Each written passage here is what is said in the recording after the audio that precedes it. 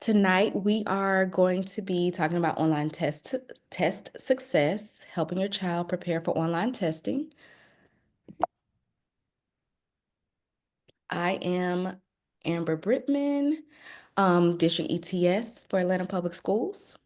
And I am Dominique Harbor, also a district ETS for APS.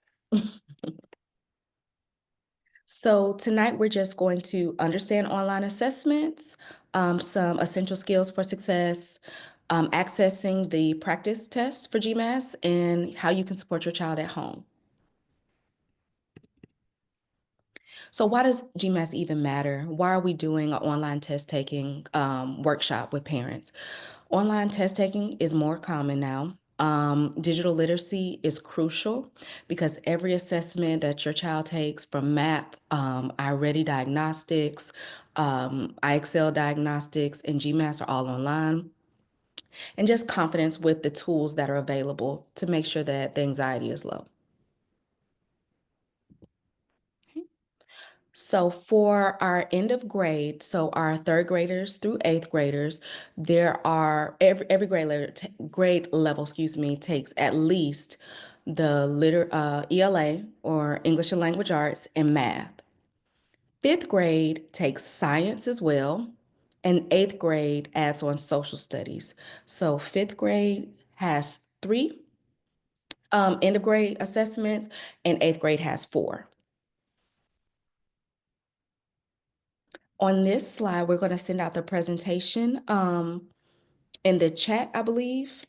And each grade level has resources that you can click and get to the blueprint to understand what your child is going to be assessed on.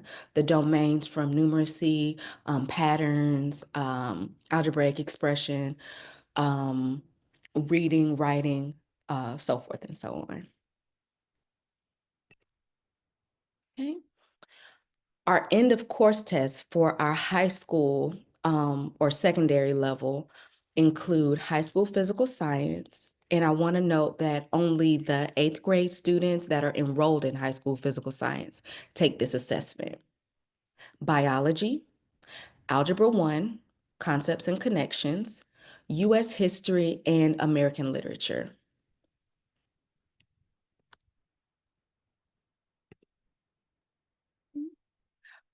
So with the English language arts, those blueprints that we talked about earlier are again linked here on the left-hand side, but there is a writer's checklist connected to these blueprints. So the writer checklist is just a quick guide for what the score is going to be looking for at that particular grade level, and also the Lexile framework for reading.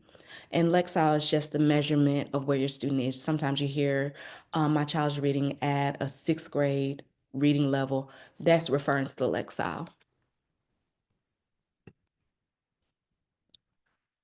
We also have mathematics, where you have a formula sheet that is provided. Now, I want to make note that the formula sheet does not say what the formula is. The student is going to have to be able to recognize, hey, this is the formula for the area of a triangle. And then Desmos testing calculator is the calculator that it will be used. And so students can play around with the Desmo calculator online to see how it functions. Desmos, I will say, is used in math testing, and also the math teachers use it in their instruction. For science, which is only grade 5, 8, physical science, and biology, they will receive a periodic table that does not include the element name and a reference sheet which has the formulas for physical science. And there are no special tools or resources for social studies, which is for grade 8 and U.S. history in high school. And lastly, during the assessment, the tools that students will be able to use are the pointer tool, which is how they select their answer, cross off, which is this answer is not correct, so I want to cross that out. So it helps them eliminate the wrong answer choices. Highlighter for text, like if they get a reading passage. Notepad They can take their notes digitally to refer back to for a question, magnifier, line guide. So as they're reading a text, they can use the line guide to help them focus on where they left off. Masking, which eliminates different parts of the text so they can focus as well. And the measurement tools, like a ruler, protractor, and a compass, if I'm not mistaken. All right, thank you, Amber. So now we're just going to talk about some keyboarding resources for your students. With the assessments being digital, just giving your child the time to practice their keyboarding skills will definitely help them be more successful and save time as they are taking their test. And so these are four free websites that we suggest you can have your child use just to increase their keyboarding skills. So there's Typing Club, that just helps them improve their skills through interactive lessons and gamification. It has a structured self-paced curriculum that allows them to learn their proper finger placement, and increase their speed and their accuracy. And that particular site is recommended for ages 7 and older, but it's really suitable for learners of all ages. And then we have typing.com, which is like a typing tutor, and it helps users develop their skills also through interactive lessons, games, and tests. There's a structured curriculum that covers typing speed, accuracy, and proper finger placement. And that resource is recommended for ages 8 and older. Then there's Typetastic, which is an interactive website designed for kids. So it offers a series of fun game-based lessons that teach them the fundamentals of touch typing, including proper finger placement, speed, and accuracy. And that site is recommended for children ages 5 to 12. And then last but not least, we have Learn Typing, which is a simple and very user-friendly platform that offers free typing lessons for beginners. So it focuses on teaching touch typing through basic exercises designed to also improve their speed, their accuracy, and their proper finger placement. And this site is recommended for ages 7 and up, or really beginner types of all ages. So even parents, if you want to get on there and kind of increase your speed and your typing accuracy, that's a site that you can use as well. Some strategies for your students as they're reading. So we just suggest that you go over these with your children to help them as they're taking the test. Just provide some strategies for them to use as they're reading passages or just even questions on the test. So the first thing we recommend is, of course, to preview the passage. So just skim the title, look at the headings, any bold words, and any images that go along to try to get a general idea of the topic of that passage. Read the question. So before even reading the passage, have your child just go ahead and look at the questions before reading so they can kind of know what to focus on as they are reading that passage. And then make predictions. So based on their skimming and they look at the title, the introduction, images, just have them go ahead and make a prediction on what they think the passage is going to be about. And then during reading, so as they're reading, they'll want to use their context clues, right? So identify any unfamiliar words by looking at the surrounding text for hints. Summarize each paragraph. So as they read, encourage them to just kind of stop and summarize as they read each paragraph, to help them stay engaged and then also help them just kind of break it up into chunks. And then as they're reading, also encourage them to look for signal words. So when they see words like however, therefore, in contrast, and for example, they will know that, okay, I should probably focus on what's coming next. There's going to be a key point or maybe some sort of relationship in this particular section of the passage. And then after reading, so reread any difficult sections. If they read a section that may be a little confusing or was a little hard for them to read, just have them go back and reread it to try to improve the understanding of that passage. Double check their answers. I encourage even my child all the time, all my students, please go back and double check your answers because we're human, we make mistakes. So make sure you go back and double check, and then also go back in the text and make sure that your answer is supported by what you read in that text. And then manage your time wisely. So try not to spend too long on one question. Encourage them to just kind of continue on if they find themselves just kind of stumbling or taking too long on one question, and then just return later as they finish the test so that they don't take up too much time and waste the time that they have just on a particular question that may be a little hard for them. All right. And so we also wanted to focus on some wellness tips before the test to encourage success. So, of course, we encourage your babies to get a good night's sleep the night before. Aim for 8 to 10 hours so they can feel well rested, they won't be tired, and they'll enter feeling full of energy and ready to go. Eating a healthy breakfast, of course, is also important. So a healthy, balanced breakfast. So we want to get a protein in there, some whole grains, and maybe even some fruit so that the energy will last throughout the day.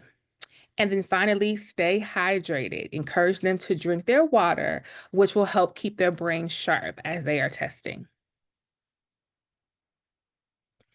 And then during the test, so I really encourage this during the test, especially for those who may have test anxiety or just may be nervous as they're taking the test. Use the 20-20-20 rule. And so that rule is every 20 minutes, stop, look at something that's 20 feet away for 20 seconds. And that will also help to reduce your eye strain, just being on the computer for so long at one time. Also encourage them to take deep breaths as needed. So if they're feeling overwhelmed or just need a mental break, they can breathe in for 4 seconds, hold it for 4 seconds, and then release for 4 seconds. That's a quick way to reset and calm them and help them to refocus. And then positive self-talk, which we want to encourage in all situations, but especially during the test. Just tell them to remind themselves they are prepared, they are smart, and they got this.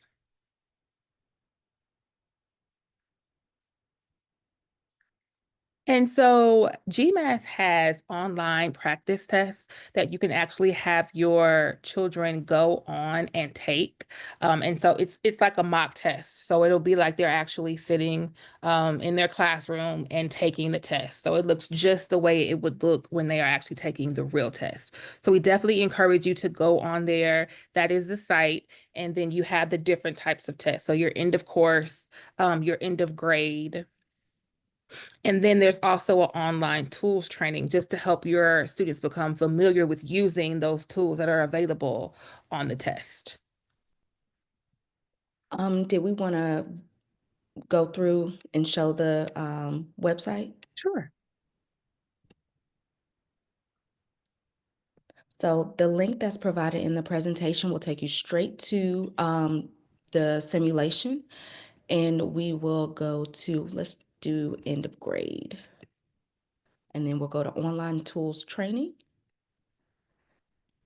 And we have 3 different options. We're going to do the practice test right now. And then the standard online tools. I do want to make note that you have video sign language and the audio, color contrast, and color chooser if your scholar has any testing accommodations. But for all intents and purposes, we'll just look at the standard online tools. And let's go to 3rd grade. Oh, my operating system. So we're going to continue. This is going to look like the testing ticket that the students will receive, where they have their name and they have to check and make sure that their name is correct, their testing ID number is correct, all of that. The following test has been scheduled for training, and we'll select that test. And then it goes through the instructions. So they will read this and they will click the arrow, answering questions using that pointer tool we talked about, the next button, and flagging the question if you're not sure about the answer to go back at the end. It'll model how to undo, redo, cut, copy, paste. Again, navigation. Those tools that we were talking about, the pointer tool, cross off, highlighter, notepad, magnifier, line guide, masking. And then for the math problems, the measurement tools. Again, some testing hints, and then we will begin the test. So I'm not going to begin the test so that I can be mindful of your time. Go back to presentation.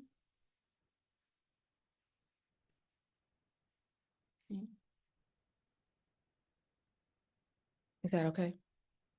The screen. There we go. All right, so we just want the key takeaways from our short workshop is being able to familiarize your child with the online test tools and yourself, developing strong keyboarding skills, practice the reading comprehension strategies, practice the online sample test, and just supporting their confidence.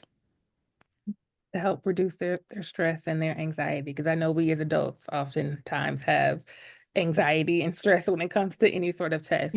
So just again, positive self-talk, making sure they're well prepared mentally, physically, to do well. Okay. Start where you are, use what you have, and do what you can. Are there any, I see something going on in the chat. Any questions?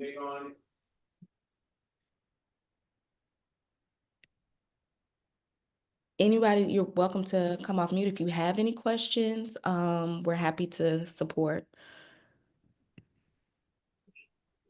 And parents, this video and a link to the presentation and the resources will be uploaded to our Atlanta Public Schools Department of Instructional Technology YouTube channel later tonight. Well, if there's no questions, I hope you enjoyed the resource that we have for you. If you would like to share some notes, feedback with us, happy to hear from you. But that's all I have. Yeah, thank you all for coming, and good luck for you and your students on the upcoming GMAS and any online testing. Of course we have a focus on GMAS, but these are our resources that they can use for any digital assessments that your students do take. Thank you so much, ladies. Have a great evening, everyone.